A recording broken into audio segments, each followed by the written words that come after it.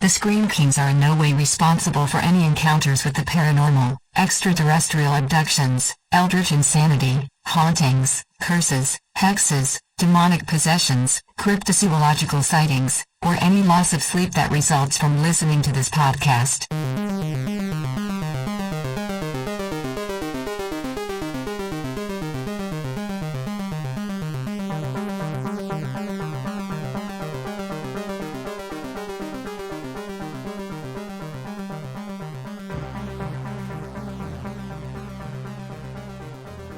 This is the Scream Kings podcast. I'm Max George. And I'm Nathaniel Darkish. People don't realize that podcasts do not come out in the dark with long teeth and saliva dripping off their chin. People don't realize that there are podcasters among them. Okay, well, this is a very exciting day. We get to kind of change gears in a lot of ways, but first, let's acknowledge the third person in our virtual studio today. This is our second time having this wonderful guest. This is VP Morris. Do you want to say hello? Hey guys, I'm super excited to be back for a second guest visit here, and I'm really excited to talk like some true crime and thrillers because that's my jam. And it's even more exciting because we can perform I just crossed myself in the virtual space. The knighting of the second Scream night ever. VP Morris. We now dub the Dame. Scream Night Dame VP Morris. That is the extent honored. of that is the extent of the ritual, unfortunately, but it's still the highest honor that we can bestow. Well, I'll take it. The initiation ceremony is coming in the mail. It will be there within 5 to 7 business days. It'll be Excellent. be some sort of terrible laminated certificate or something. All right. Well, so we've, as reference, we've had this delightful guest on before, specifically when we talked about the, I think, only silent film we've ever talked about, which was Phantom of the Opera. But now we're going to be digging into a little bit of true crime today, looking at the film Extremely Wicked, Shockingly Evil, and Vile. But that's not the only reason that she's here today. We are also going to be talking a little bit about a project that she has that will be available to everybody very, very soon. Her delightful book, and I can say that with confidence because I've read it, ShadowCast. But before we jump into a little bit of information about ShadowCast, let's just have you share a few things that you love in the worlds of true crime and thrillers. We usually ask the questions of what's your favorite horror movie? What's the scariest horror movie you've seen? But you can get those answers by listening to that previous episode. Today we are all about true crime and thrillers. So, what are some of your favorite true crime things and thrillers that are out there? Because, I personally need more recommendations. So most of my inspiration for my fictional work comes from the world of true crime, even if I add a supernatural element to it eventually. Everything kind of seems to come out of stories that I've read because I just find crime and abnormal psychology extremely fascinating. I recently read it's not on the vein of serial killers, but I recently read several books on the Columbine massacre, which has now become my case of interest, and my next book that I'm working on has to do with a mass shooting. So I found that case to be extremely interesting, and people tend to have a lot of preconceived notions about it because it was so highly publicized, but there are several books that I can recommend for that case, and it gets into the psychology of the perpetrator. So I love anything that gets into why killers do the things that they do. Just like the details of just the cold hard facts aren't always as interesting. I like it when a writer can at least try to infer what was going on in their brain when that happened. I also just like collecting random bits of trivia about serial killers or mass murderers or who have you that has done crazy things. And my favorite bit of trivia is that someone was able to mug Jeffrey Dahmer. I find it great that this awful monster was kind of given a taste of his own medicine, even though obviously a mugging is not as horrific as some of the things he's done. But as many people might know, he used to drug men at gay bars and bring them back to his house. And one night the drinks got switched, so he accidentally took his own roofie or whatever medicine he was using to knock these guys out. And he woke up with his wallet and his watch missing. And it just makes me happy to know that there's some guy out there, we don't even know his name, but he was able to successfully rob one of the most dangerous men in the history of the world. So that's my favorite little true crime nugget. And that is a delicious, delicious nugget. Well, and I think it's kind of interesting, too, that it goes back to our saying at the beginning of the podcast, like, this man who mugged Jeffrey Dahmer would have no idea of the horrible things he was doing, you know? You never know. It's wild. For sure. So, shifting gears into the world of, like, thrillers, because your book is definitely, more of a thriller novel than anything else. Are there any particular like thrillers that especially stand out to you, or that you also want to kind of hang a lantern on as being especially influential, or just Yeah, for something that always the work of Gillian Flynn is my biggest inspiration as a writer. Her book, actually, everyone is obsessed with Gone Girl, and I get it because it's fantastic, but Dark Places, in my opinion, is a better book, and I agree. It deals with, thank you, oh my goodness, that's so nice. Everyone looks at me like I'm crazy when I say that. It has more of a true crime element. There's less of an emphasis, or almost no emphasis, on any sort of romance or marriage, because as we all know, Gone Girl's all about a marriage that's coming undone, where this is mostly about the only survivor of a family massacre, and it was sort of like lit a fire under me to write something similar to that, even though it's a bit more procedural, a bit more detective-esque. But I liked the idea of she switches between different perspectives and different timelines, and I do something similar in my book of ShadowCast. I switch between the perpetrator and the investigator with almost every chapter, and it's a few years old, but I recommend that one. Something that's not procedural, Lock Every Door by Riley Sager is really good. I just finished it. It doesn't have really a true crime element to it, but it's a good thriller, so if you're into something a little bit more light than, straight up trying to find a murderer or something, that's also a really good book. All right. Well, some excellent recommendations. I can definitely second Dark Places. I like Dark Places a lot. I even liked Sharp Objects even more than either of her other big, especially notable books. But that is a conversation for another time. All right. So obviously, the one of the big reasons you're here is you want to let the world know about your book ShadowCast. So can you give us a little bit of a little pitch, and then I can share a few of my thoughts as a reader of it, and we can kind of dive into that. Sure. So ShadowCast is about investigative journalist Dakota Kilroy. She unfortunately loses her job in New York City and is forced to move back home with her parents. And during that time, she decides to start a true crime podcast called ShadowCast to search for her best friend from high school who went missing 12 years ago, and there pretty much was no leads on what happened to her. So she uses the podcast to just sort of keep track of the investigation as well as get the word out there. And little does she know, someone very sinister is listening in and going to mess with her investigation. That, I think, it highlights a lot of the really interesting appeal of the book. Yeah. So, I just barely read it. I can definitely say it's definitely worth everyone's time.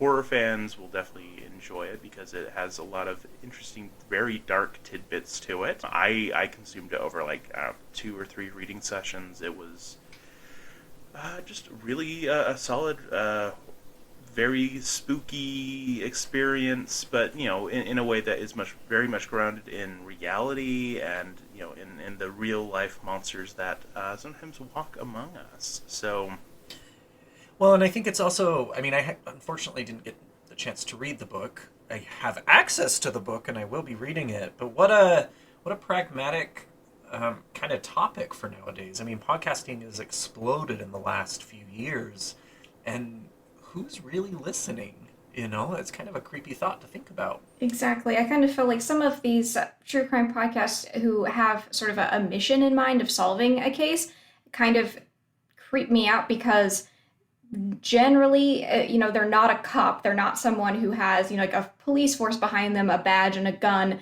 They're usually like a lone investigator. And if there's a chance that the perpetrator is still alive, I always thought that these people who have, more of a motive and don't just want to give you kind of the details of the case are putting themselves in danger if the perpetrator ever does come across the podcast. So that's how I came up with the idea, was that I noticed that there's, a new cropping of true crime interests and some people who have taken an interest in solving cold cases. And I just feel like sometimes people maybe run into a case without thinking that they could be putting themselves in danger if if they ever get found out by the person who's done this thing. And I think, in the world of podcasting, everyone kind of has that aim of going big, going viral, really becoming an internet presence. And that is a risk, especially in this true crime. And like you're saying, it's a very fascinating and unsettling kind of thought project of thinking how much of us is out there on the internet. Like, who's listening to our podcast? Great. Now you got me creeped out. Thanks a lot. Well, and who is listening to your podcast as well? Because you also have the Dead Letters podcast, which I'm also just going to put a little plug in for, because also really worth your time, especially if you enjoy kind of that true crimey vein, but with a little bit of a fun spin on it, because it's not, it's a fictional story, but it kind of has that same, or a lot of those same sort of trappings, which is real good. Yeah, and all of season 1 is out, so if people want to binge that, it's basically everywhere podcasts are found, and I am writing the script for season 2, so that should hopefully be a thing by the end of this year, I hope. Even more awesome stuff from you to look forward to. So, yeah, real excited there. Well, kind of as you referenced, there is a sinister figure that is present, listening to this ShadowCast in the book. So I do just kind of want to ask you one hard-hitting question as a person interviewing you. Is there a specific serial killer or a couple of serial killers that serve as inspirations for your villain? Well, it's actually mostly a fictional one. It's Norman Bates, but Norman Bates is loosely based on Ed Gein, who was a real serial killer, so kind of both of them by default, or Ed Gein by default, because he did inspire Norman Bates. I've always been fascinated by men who have weird relationships with their moms, like enmeshed, really close, but not in a good way, close in a they control each other way, and that plays a part of this guy's psychology, and they kind of have just like a mutually destructive relationship, and it makes him the way he is. And Ed Gein had a messed up relationship with his mom, and he's the inspiration for Buffalo Bill in Silence of the Lambs, and he made a woman suit because he wanted to climb back in his mother. It's so gross. It's so gross. But so it's like that extra level, thankfully that's not this guy's MO, because I couldn't write that. That's just too gross for me. But it shows you when this mother-son relationship goes wrong, it can really go wrong. Absolutely, and it is part of what made the book get under my skin. So definitely worth seeing it just for our real creepy dynamic between those two characters. So yeah, definitely, again, just highly recommend it to everybody. So when is the book available to all of our excellent listeners? February 25th, so maybe, I don't know when you guys are planning on releasing it, but soonish, around whenever this comes out. It will be on Amazon as a print or ebook, as well as through my publisher, Black Rose Writing, so you can get it at those two places. Yeah, and this episode should be hopefully dropping start of next week. So basically, yeah, you'll only have to wait, like, I don't know, a week and some change Awesome. to get it. So, pre-order it, because pre-order sales are real important, everybody. So do that, because it is, like I said, worth your time. Especially, during these dreary winter months. Just get yourself a nice book off of Amazon. Have it show up at your house, and then just, settle in for a good, creepy time. And it's Valentine's. What is Exactly. more romantic than snuggling up and reading about a serial killer? Get yourself a cup of tea, read about murder. Yep. It sounds, honestly, I think that's what Valentine's Day is all about. All right, well, should we shift gears into extremely wicked, shockingly evil, and vile? This case is about catching a monster. Ladies and gentlemen, I am that innocent suspect. You are skating on thin ice, partner. The media has convicted Ted before he's had his day in court. I'm gagged, and you're not. I wonder whether he did it or not. I'm more popular than Disney World. Yes, and this movie title is just too much. I get where it's coming from, but Yeah, I can it's never just like three keep words it all too straight. long. I have to double check, because I'm like, wait, is it shockingly wicked and extremely evil? Is it? I don't know. I remember all of the words, but I don't ever remember the order, so I always have to make sure I'm reading it off of something. Yeah, you read my mind when I was IMDbing this movie. I think I put in shockingly bad, Yeah. extremely evil, and wicked. Well, and I hate how evil and vile are anagrams of each other, so it's like my dyslexic brain is trying to shockingly vile and evil, which one Right. goes first, because they look the same. Pick a lane, pick a lane. I guess the first thing I wanted to do to kind of kick off our conversation is, okay, so this film is about Ted Bundy, and specifically about his relationship with a woman named Liz Kendall, who he was engaged to when he was living in Washington, and he maintained a relationship with her, especially all throughout the early years of him getting arrested and things like that. His arrest in Utah, as well as him dealing with some legal proceedings and his subsequent 2 escapes in Colorado. So, it was basically this very lengthy, for a while, long-distance relationship between her and him. And so, it's a film that kind of deals with that relationship more than it deals with, the specific murders that he was committing, which is definitely a kind of a different take on the serial killer. So, I kind of wanted to kick off our conversation by, kind of looking at what makes Bundy so fascinating. Why do we talk about him more than we talk about almost any other serial killer? Why do we care about him so much as this kind of big, interesting, horrifying icon in America? I think in part, for me at least, is, like you say, Nathaniel, Ted Bundy isn't some wild, horrific monster like Ed Gein or Jeffrey Dahmer, where their acts were just wildly depraved. And Bundy's acts were depraved. I think we need to set that standard. But the sensationalism of his murder was pretty vanilla, if we want to use that term. However, Bundy, I think, is one of the few serial killers who is in modern, in the last, 50 years? I think a lot of kind of the crazier serial killers, and as I say this, Jeffrey Dahmer wasn't that far off either. I don't know, there's a sense of sensationalism with his trial and the women, and it's almost like Hollywood and the media did spin his story in a positive light and almost made us feel sympathetic for his case.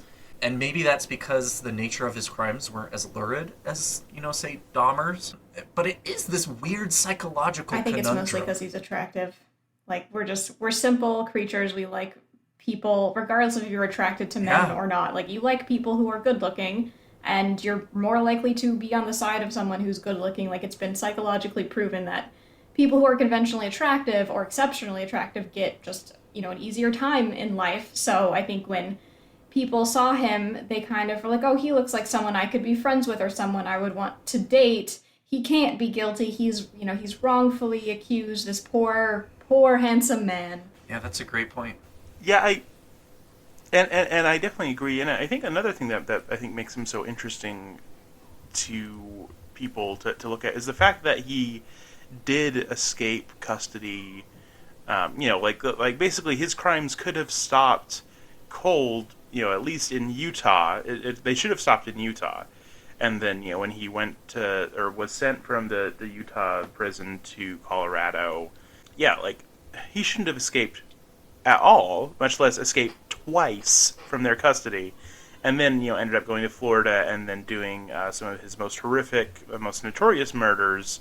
And that's, ultimately where he met his fate. But the fact that he managed to kill people in Washington, California, really like all of the states around, or just, kind of on the west, or in the West, is, makes him very interesting to look at because, we don't know the extent of a lot of his crimes. He confessed to a bunch of the murders at the very end, mostly just to commute his sentence another day or things like that. But it was one of those things where, because people have stories of weird men approaching them or things like that they got away from, it definitely, I think, cements him in the minds of a lot of people. And so, was he a threat to this person? Was he a threat to this other person? Living in Utah, which Max and I both do, definitely, like, people of the generation of, like, our parents, there were people who interacted with Bundy, who knew him, and knew him, living here in Utah, and there are stories that get passed around even today among, like, my high school students of, like, oh yeah, like, my mom's older sister or something got asked on a date by Ted Bundy or things like that. It definitely kind of makes him more scary, at least locally, because he was initially captured here. Well, and to that point, even, I found, when this movie first came out, there were a ton of funny Utah jokes and tweets that were coming out, and one of my favorites is Utah culture is knowing somebody's whose mom's roommate's friend's sister one time met Ted Bundy, but felt a prompting from the Holy Ghost to not go on a date with him. Like that encapsulates all of Utah culture. I love that. Revolving around Ted Bundy. Like, everybody knows someone, quote unquote, who almost was a victim of Ted Bundy. He's like your Bigfoot. Really, though? Exactly. Really? Yeah. Because I lived in Oregon, so we had Bigfoots to worry about, not serial killers. Another fun one I found just in doing my research was, my dad used to work with Ted Bundy at the University of Utah, and every Friday my dad would say, "See ya Monday, Bundy." And I can't imagine how much Ted actually thought about murdering him for it. All of this, though, I think is very pertinent to this movie, because when this trailer dropped, I was one of the people who saw it and was like, absolutely not. This movie looks like some romanticization of Ted Bundy and how beautiful he is and how his trial was a lie or whatever. And so I didn't watch it for a few years after it came out. I was kind of disgusted at how the trailer portrayed Bundy in this kind of warm, romantic light. What about you guys? Yeah, I was just going to say, I kind of came to it a little late, that for some reason, it didn't really cross my radar. I don't know why it wouldn't have come up. Oh, I didn't have Netflix for a short time. So I think because it was summer of 2019, so I think I had tried to make myself more productive and got rid of, like, some streaming services. So I kind of came to it a little late post controversy. And I just decided to watch it one day. And then, upon my Googling, I realized there was controversy around it. So it's kind of hard, like, going backwards. I can see how if you just say, like, oh, a Ted Bundy biopic, people are instantly going to be like, but what about the victims? And what about this? And what about that? But if you actually just put that to the back of your mind and watch it, it's not some Ted Bundy is awesome piece of film. Yeah, I agree. Once I finally did watch the movie, it's very apparent that this is not anything related to romanticizing the Bundy case. But it definitely does a good job of showing, and we'll get into this more in a minute, but of showing like why people found him appealing, why there were flocks of young women who were attending his trial and sitting there smiling at him and stuff, in spite of the fact that he had just killed 2 young women in a sorority house. Yeah. To me, I felt like this movie definitely had some unfortunate marketing. I think maybe it was trying to play to that crowd a little bit to say, hey, the people who are like weirdly in love with this monstrous person, oh yeah, come watch our movie. Maybe it'll be worth your time. And then maybe pulls the rug out from under them. But unfortunately, I think it's such a small sliver of the potential audience that it really just kind of got hurt by marketing of, oh yes, we got Zac Efron as Bundy, and like he did a great job. But yeah, to me, I felt like it was more that it was a film about one thing, but the marketing made it seem like it was something else. And overall, it was a very, very powerful movie. As much as a beefcake as Zac Efron is, I think having his, he's a very handsome person, and it was kind of this mind game of, oh, I love Zac Efron, High School Musical, he's beautiful, but he's playing this creep serial killer. I think it really tapped into this conundrum that people have that you were talking about earlier of, Ted Bundy was a good-looking guy. How can someone this handsome do these depraved acts? I don't know. I think it was a very good choice. And Zac Efron has come a long way from Troy Bolton of High School Musical fame. And the acting was phenomenal. The strong performances from everybody. Yeah, they're great. I also love Lily Collins. I think she did an excellent job. Agreed. So good. Yeah. Maybe let's just kind of dive into some of the specifics of like what worked in the film, what didn't work in the film. But yeah, let's start with the good. Again, also just going to echo, Zac Efron really has come a long way in his career and gave a very strong performance. I really liked the moments that we got to actually even compare to like the real life Bundy, because like during the credits, it shows a few clips of like actual like news coverage and things like that, and so we get to see a few of those moments that they took and just replicated in the film. And I feel like the way that he approached those scenes, especially, he knocked it out of the park. Yeah, he did an excellent job. That he was like not playing a caricature of him, which I think is easy to do because he is like a charismatic guy, but he took his own spin on Bundy, that it's like it's realistic, but it's not just like this is how he would say it. Well, and I really loved those kind of shot by shots, especially towards the credits, because I think it impacted me a little bit harder of how well this movie was done and how authentic it was to what was happening in the trial. Again, it took a lot of that romanticism out because it was just showing us this is what happened. This guy's a narcissist. He's manipulative, and he's also a killer. Another thing that I really like about this film is just how strongly it played off of Liz's her perspective for the film. I liked that the film was constructed in a way that showed us things where we got to ask the same questions that she was asking, but it gave us a very firm conclusion that yes, no, he is the murderer. But we got to see how manipulative, how charismatic he is, how she thought that she understood who he was. They were engaged. He was almost going to be the stepdad to her daughter. And then we get to see the horrifying impact of what does it mean for this man to be the one who, at first allegedly did these things and then for sure did these things. And how that affects her life and how it causes a big breakdown in a lot of who she is. I felt like that perspective was the kind of story that we don't necessarily get to see in a lot of these serial killer biopics, and I felt like that was definitely worthwhile. Because, yeah, it wasn't just glamorizing Bundy, and it wasn't just playing off of the real murders for a cheap entertainment. It definitely was about, what does it mean to know somebody who is doing these horrifying things? Well, it humanized a lot of the characters. We read in these stories, how could they ever believe X, Y, or Z, or how did they not know? And the movie did a really good job at saying, like, you can know these dark and wicked things.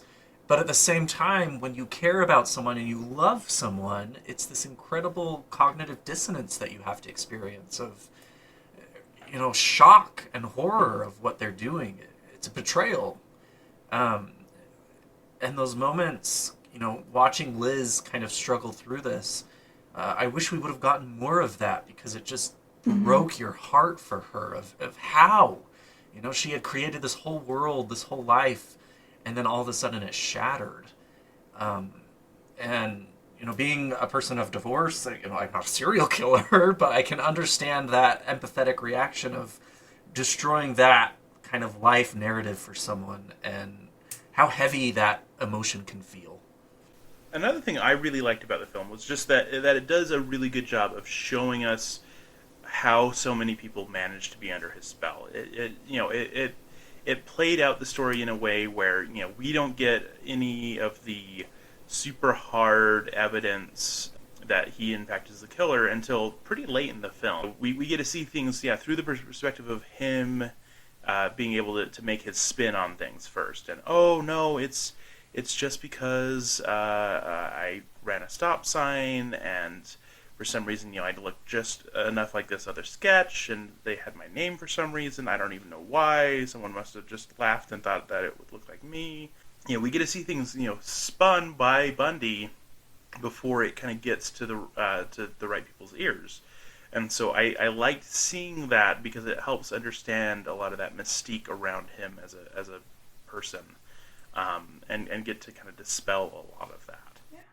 I particularly liked the very first courtroom scene, which is his first time in Utah, and it's an attempted kidnapping, so the victim is alive, and there's kind of some doubt because, when you're fearing for your life, that you sometimes don't always, remember every detail of the person who is attacking you. So the, cross-examination did enough to sort of sow a little bit of doubt in both, like, the judge and by, like, us, the audience, that maybe, she was under so much just, duress that someone who kind of looked like Ted did this.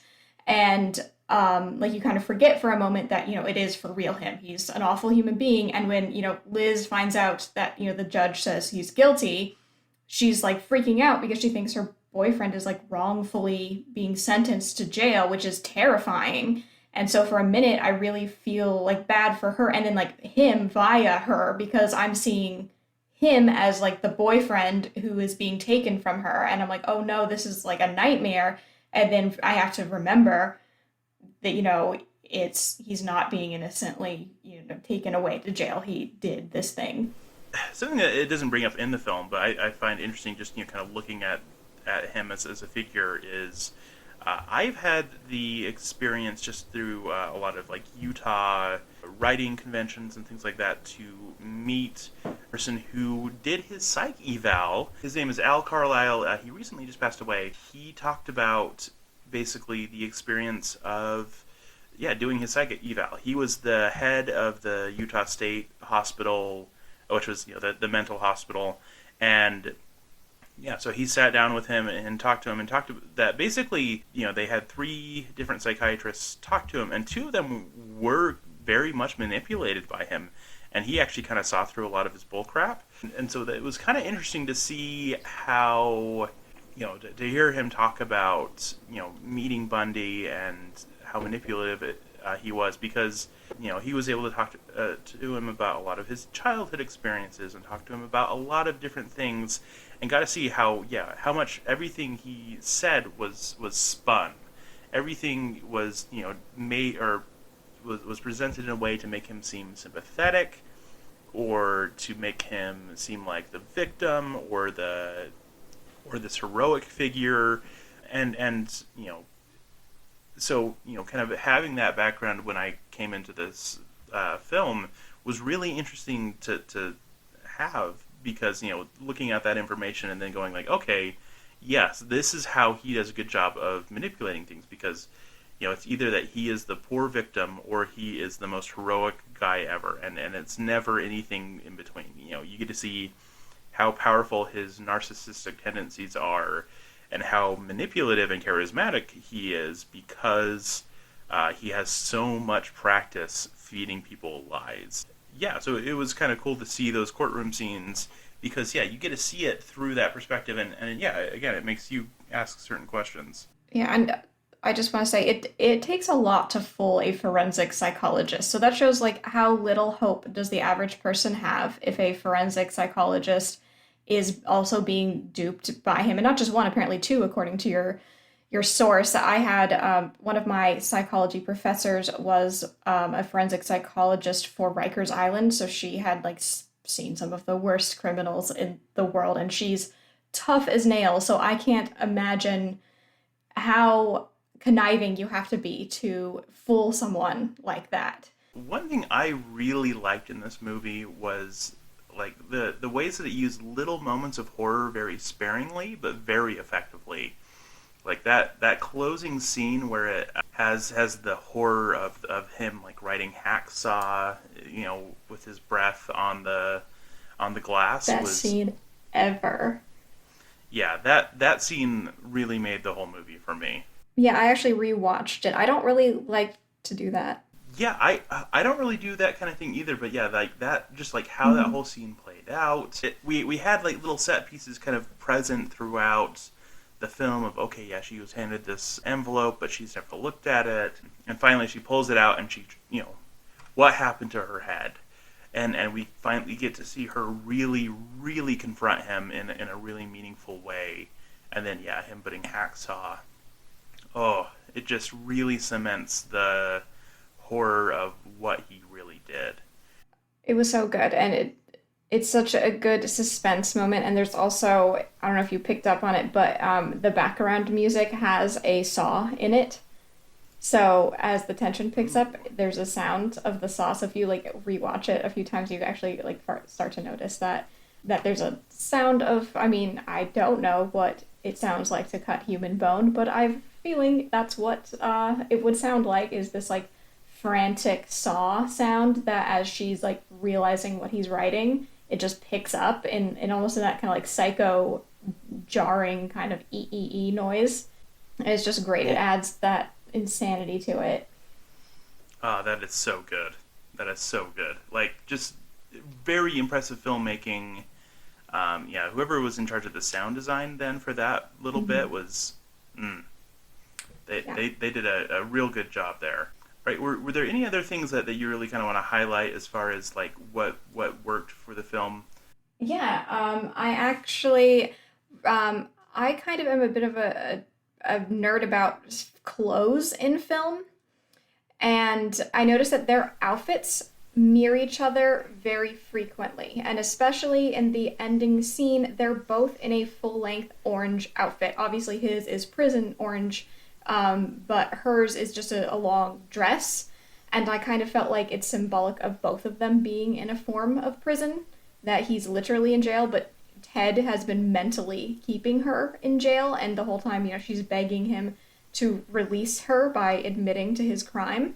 And I like that they're often paired in the same outfit. Like he will be wearing a beige sweater, and she'll also be wearing a beige sweater, or both wearing a brown leather jacket at the same time, even though they're different. They're kind of always on the same page, except in the first time she confronts him, they're actually wearing like non-coordinated clothes, and it's like the only time they're on like different pages, so to speak. Wow, that's fantastic. Yeah, I that's definitely the kind of thing that I never notice those things when I'm watching something, but then when those things get pointed out to me, I just go, Yeah, filmmaking is the best. Like, it's amazing when the level of detail that gets woven into these kinds of films, and the very like subtle emotional impact that those things can have.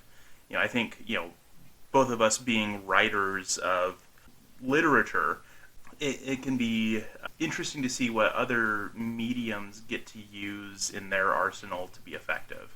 And things like that are so cool. Also, the soundtrack slaps. It does. It really does. Like the whole Yeah. thing was solid. Now I need to like add that to my Spotify. Yeah, no, there's actually there is on Spotify a extremely wicked, shockingly evil, and vile soundtrack playlist already in existence. So they're all there because they're all. I'm a big fan of like 70s classic rock, so there's some really good songs on there. But I've had Lucky Man in my head for like weeks now because of this movie. And there's also the scene where they're like getting drunk and they eventually have sex and they're playing like really loud jazz music, and I just thought that scene was done really well because it kind of shows a good relationship dynamic, and also just the element of sound of the soundtrack. It just makes the whole movie, it really, like, you can feel the emotion of each scene with the soundtrack as well. And I like how that particular scene gets recontextualized throughout the film too, and how each time that sound design tweaks it a little bit more and more, and makes it so that very sweet, tender moment that she cherished now has this nasty taintedness to it. And that's exactly how you would feel. Every moment of that you thought was a moment of romance and sincerity would be totally recontextualized. All right, should we move into some of the less good things about the film? Yeah.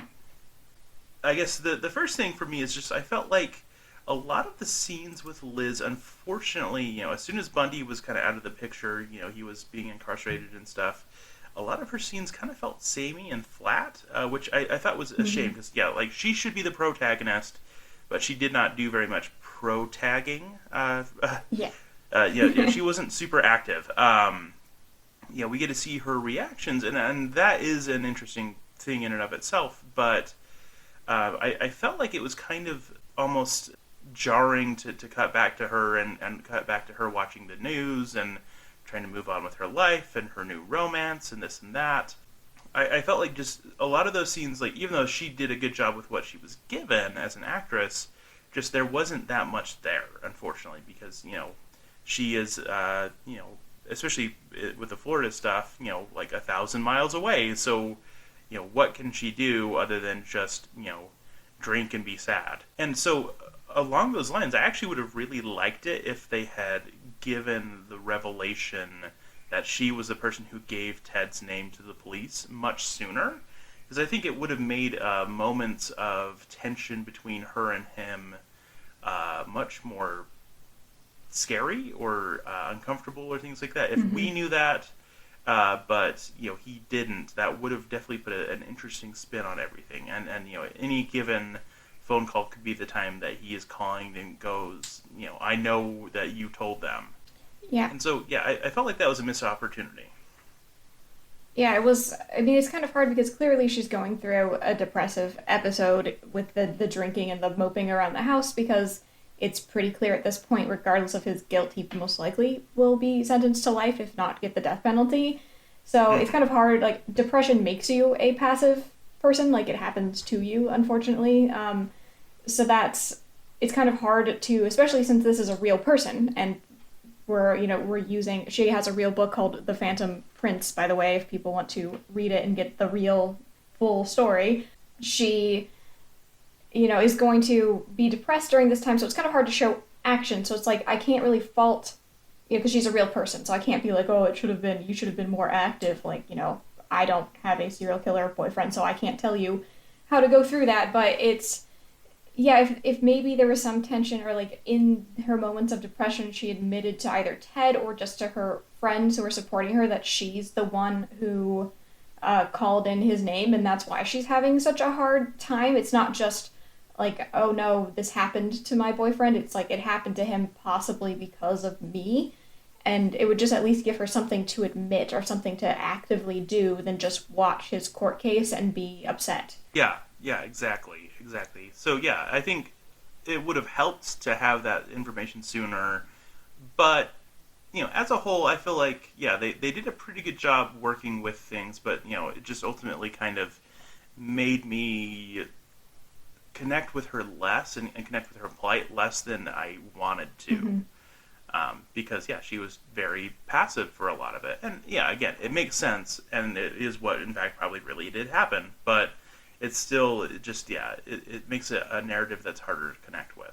The next thing that I had for me is just that it's also kind of difficult to buy into a lot of the beats of the courtroom drama stuff because like you know how it all ends. Like we all know that Mm-hmm. Ted Bundy gets executed eventually and things like that, and so it's hard to care about every little individual beat when you know the ending going into it. I felt like they still did a good job of making those scenes work. In terms of being dramatic and interesting, but still, it's hard to have that strong buy-in. Did you feel that way? Yeah.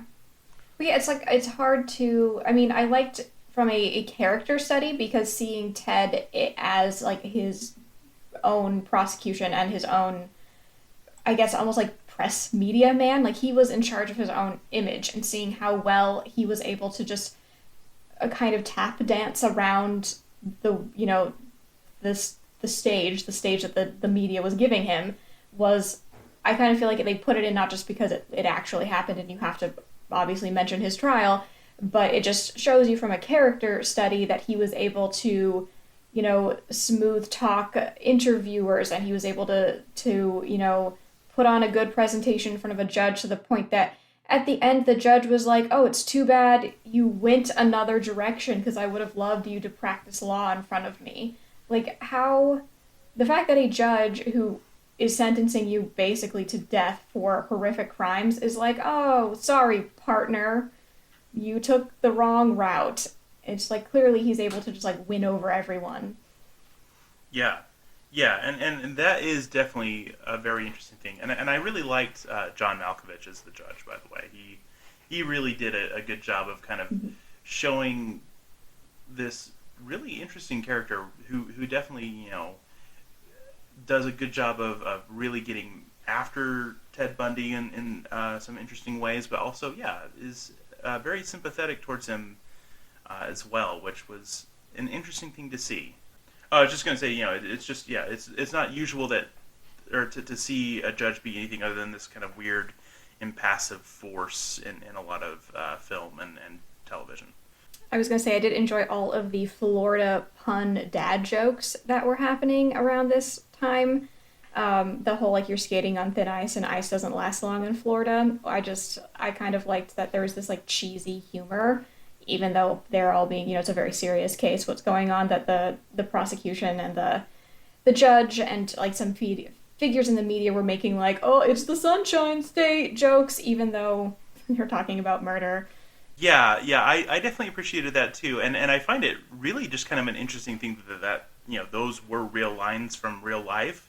Like, it definitely kind of shows that this was uncharted territory, that having a capital murder case be publicly, shown on television throughout the whole country was something that hadn't happened before. And so, yeah, they're like, okay, how do we handle this? Do we make crack jokes? Do we, how do you handle that kind of situation, especially if this is the first time this has happened? So, yeah, I liked seeing that because it was moments of levity, but it was also moments of, like, yeah, what do you do when a camera is pointed at you for the first time? I'm sure it was a weird situation to be in, being the prosecutor and being the judge and stuff like that. And so, yeah, the real life awkwardness slips through.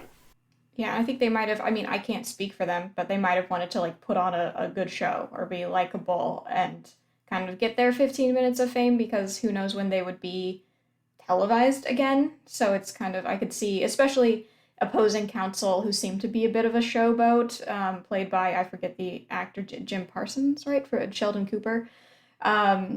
Seem to like the media attention, and I haven't done enough research to know what like their like the real life counterparts, but I could just see someone who like wants the camera there could be like, oh, it's the Sunshine State and we're gonna drag him out into the light, and just, I don't know, wanting to be that kind of, you know, in the media that, you know, that would probably play on the news, and he probably, you know, enjoyed getting that attention. Yeah, and I also like that, you know, that was kind of a way to almost counteract the charisma of Bundy too. Like, you know, both sides needed to seem likable for this case to work in terms of at least the court of public opinion. Because, yeah, Bundy did such a powerful job of getting the attention of so many people, and you know, being someone that people were rooting for in spite of his horrific crimes. I guess, are there other things that you didn't feel like the film did especially well? The passage of time, because it's hard to age up people in general, and I just think that the only way I fully understood how many years had passed is the fact that they had a different actress play the daughter Molly. So she started off as a 2-year-old and at the end is a young teenager. So clearly, you know, more than a decade has passed. And even if they flash the number, like, oh, we're now in 1977 or something, it doesn't kind of register to you the same way as seeing someone age.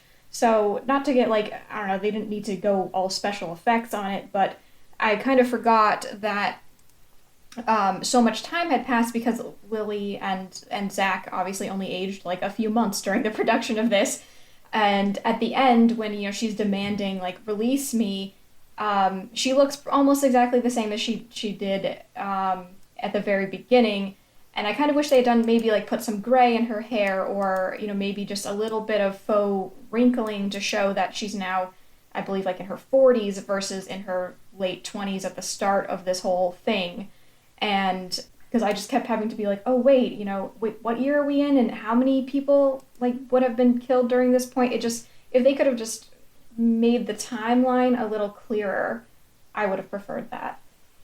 Yeah, I definitely agree. You know, I think I noticed like some very, very slight wrinkling that they kind of added to her, but they were maybe a little bit too subtle with it. Just, you know. Yeah. I mean, and some of that, yeah, might have been because I watched a lot of the film on my phone. But yeah, like just bringing forward some of those details a little bit more would have helped ground it in reality more. My last thing that you know didn't work as well for me is really just this kind of idea that it didn't necessarily add that much to the conversation around Bundy. Like I felt like it did do a good job of showing why people were, you know, weirdly in love with him. Like it kind of acknowledged that, it brought that into the light more clearly, I think, which is good. But I feel like the more I've learned about Bundy, and I've read a couple of books about him, I've, you know, heard presentations from like Al Carlisle, like I referenced, things like that, the more I have kind of come to realize that, you know, people like to talk about Bundy as though he is like this weird enigma, right? That he is the one who had a great childhood, and that he doesn't have all of those, you know, traditional signs of being a serial killer. But actually, the more I've learned about him, the more that he actually is pretty mundane as far as not being special as when it comes to being a serial killer. You know, he did actually have a lot of those signs. His childhood was messed up in a lot of very important ways. You know, his mother was, you know, he grew up for at least, you know, the first few years of his life thinking that his mother was his older sister. And it wasn't until, you know, he was like 5 or 6 that he found out, oh, wait, no, my older sister is in fact my mom. And my parents are actually my grandparents, and things like that. Like, that messed him up really bad. And that, you know, so he has a lot of those hallmark signs of a serial killer, and, you know, the kind of the traits and things that he did in his youth that we do tie closely with serial killer behavior. And I don't know, I just feel like a lot of times, we treat him like this weird enigma, and this film had the opportunity to kind of show us that maybe he wasn't, that he isn't special, and I felt like that was kind of one of the things that it sought out to do, but it didn't do that strongly enough. I think it made him feel more special, in my opinion. I feel like it definitely made him seem like this really weird, really charismatic guy, and that is part of the conversation around him. But at the end of the day, like, he isn't that different than any other serial killer, and I think that is the more important conversation to be having about him. Yeah, and I mean, there also should be some conversation, which it touches on, but it doesn't fully show it, is that basically be careful who you trust, which I guess is like Liz's lesson, is that she fell for all of his charms, but also his victims fell for all of his charms. And Carol Ann fell for all of his charms. So it's, which she kind of creeped me out more than anyone in this film, because she, especially when she shows up at the pound when they're looking for a dog, like out of nowhere, and I just was like, oh, that's a red flag. Like, red flag that this person you know from a different state just shows up at this place. And how does she know? Like, it was just creepy. Yeah, and she's like, oh, hi, Ted. Yeah, just like, oh, no big deal. No big deal. I'm just here looking for friends, and I heard about your case, and now I followed you here. It's like, sure.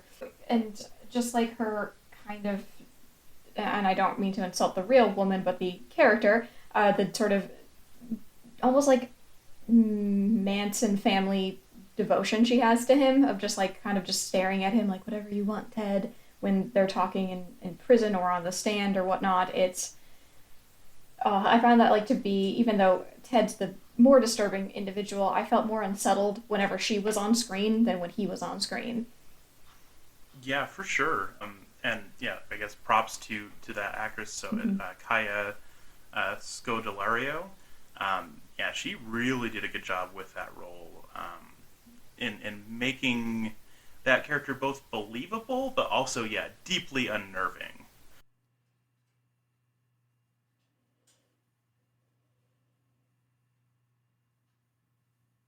It would have been interesting to actually have a biopic from her perspective. I don't know if she's ever publicly like talked about it, because I know she did have a child with him, Rose Bundy, and it would just be interesting to have seen her perspective. Yeah, that I don't know. I know that Rose Bundy got married, but I don't know if she's now up in years, like I think 60s or 70s. I don't know if she had children, but there's a bunch of, this is a random side, there's a bunch of teenagers on TikTok who claim that they are Ted Bundy's grandchild. That's not true. Please do not believe them. If you, people of the public, that's a lie.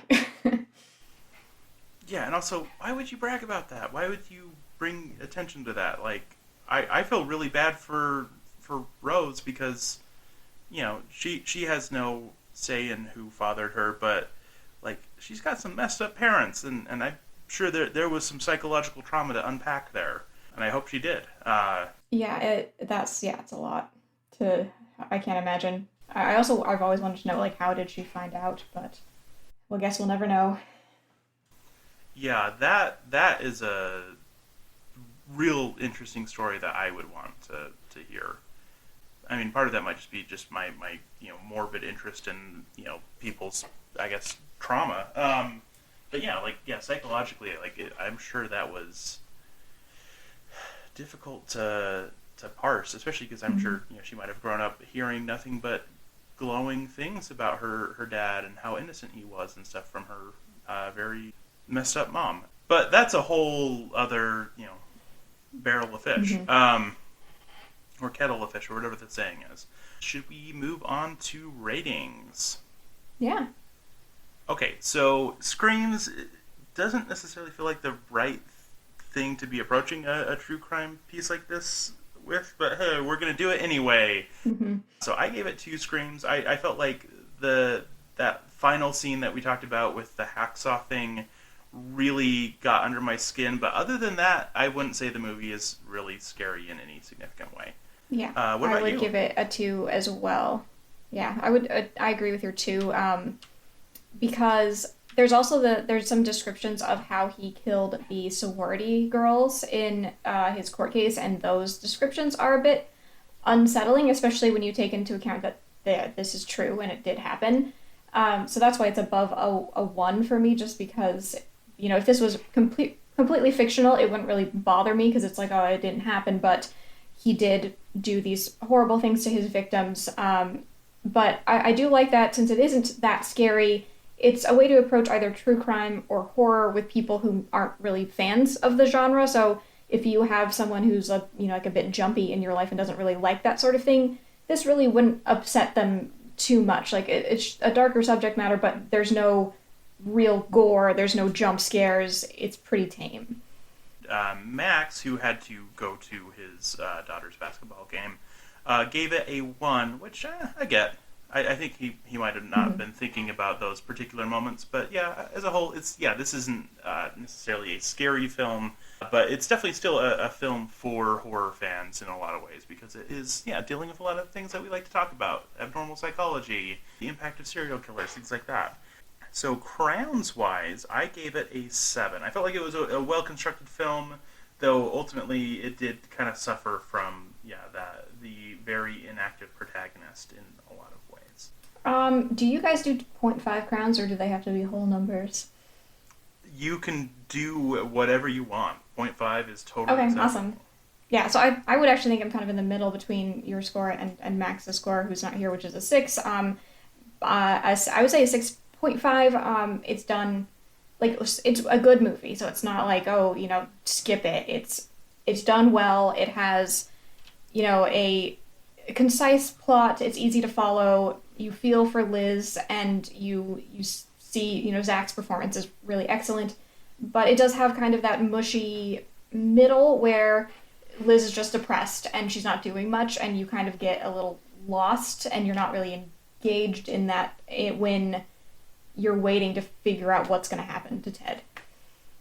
Yeah, there were a few too many scenes of Haley Joel Osment and her cuddling on the couch, as opposed to anything else, which, was, I think, ultimately to the detriment of the film, but still, I think, definitely worth seeing, definitely an interesting film in a lot of ways.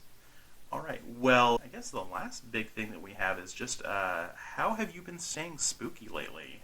Is there anything that you've been watching, playing, consuming, whatever, that is spooky that you want to shout out here? I mentioned this on a different podcast, but I'm just going to keep recommending this movie because it's awesome. So I apologize if people have heard me on the other one. Lake Mungo is such an excellent movie, and I'm still thinking about it, and it's been like 3-4 weeks since I've seen it. It's a 2008 horror movie, fake documentary out of Australia. It is so eerie and creepy, and I've discovered there's like fan theories about what's going on, so I've been like researching it, and I can't think about it too late at night or it creeps me out. So I recommend it because, woof, it's a good movie. Well, it has been on my to-watch list for so long, so I'll definitely have to put it to the top of that list, because, I keep hearing nothing but good about it, so I just need to, pull the trigger and actually watch it. Oh, I was just saying, it's a good watch. It's very quiet, so like it's hard to watch when you're very distracted, because I know you have a young baby like I do, so you kind of have to make sure that like if there's noise in the background, you like kind of have to pause and come back to it, because it's one of those blink and you miss it sometimes. That is very good to know. I will find a time where my family is out of the house, and I'll just sit down and dig on in.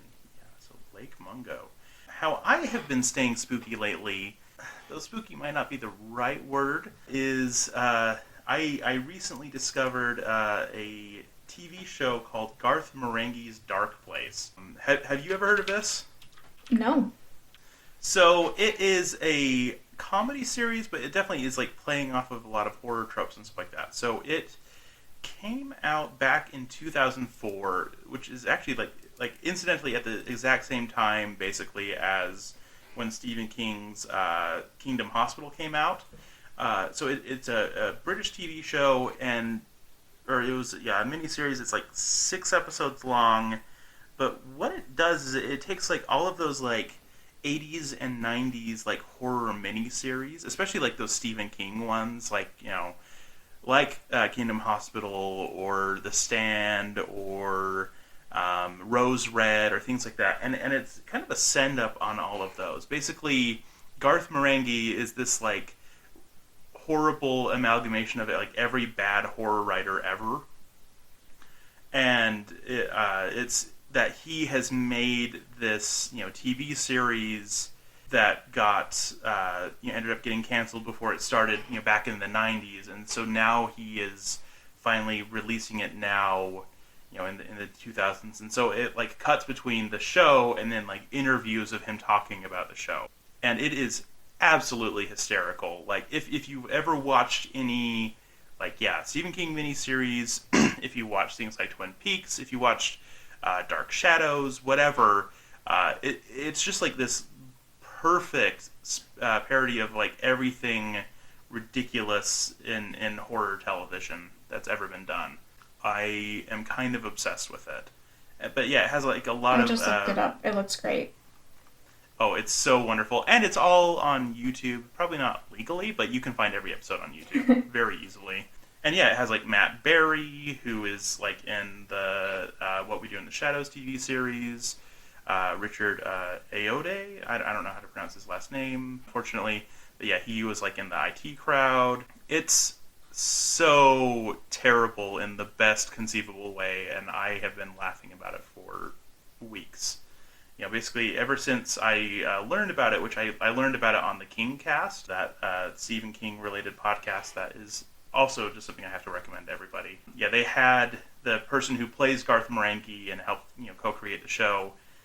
He was on, and they talked about The Dark Half, which was a really good choice. I paused the episode as soon as they, you know, presented this idea of the show to me on the podcast and watched an episode, and I was like, okay, I am 100% sold. So everyone who watches bad horror miniseries or who has ever watched one should definitely check it out, because this will just have you in fits of laughter. That kind of covers what I wanted to talk about today. But where can people find you? Just maybe a refresher of where people can get their hands on your book and pre-order it, things like that. Where let's have you share all your social media and all of that, so people know what to do. Yeah, so my book is called ShadowCast. It's written by me, VP Morris, and you can find it on Amazon just by searching ShadowCast VP Morris. It's an ebook or print. You can also go to my publisher's website, that's Black Rose Writing, and search for it there. You can buy it in both forms there. It's currently still pre-order, but once February 25th comes, which is coming up real fast, it will be out, and as soon as they can print it, it will be sent to you, or ebook, it will download. So you can get it there. I'm at TWriteRepeat on both Twitter and Instagram. That's TEAWRITE Repeat. And I'm, around. And also my podcast is the Dead Letters Podcast, and it's at Dead Letters Pod on Twitter as well. Well, thank you so much for being on the show. Thank you for, talking about some stuff that we haven't really been able to touch on before. So thanks for being here, Dame VP Morris. Yes. All right. Well, since there's nothing else to say, stay spooky. Need even more Scream Kings? Here's our obligatory shameless social media plug. Follow us on Twitter or Instagram at Scream Kings Pod. You could also email us at screamkingspodcast@gmail.com. Help us reach a wider audience of horror fans by leaving a review on iTunes or by sharing a link on social media. You can also support the show by going to patreon.com/Scream Kings. Stay spooky.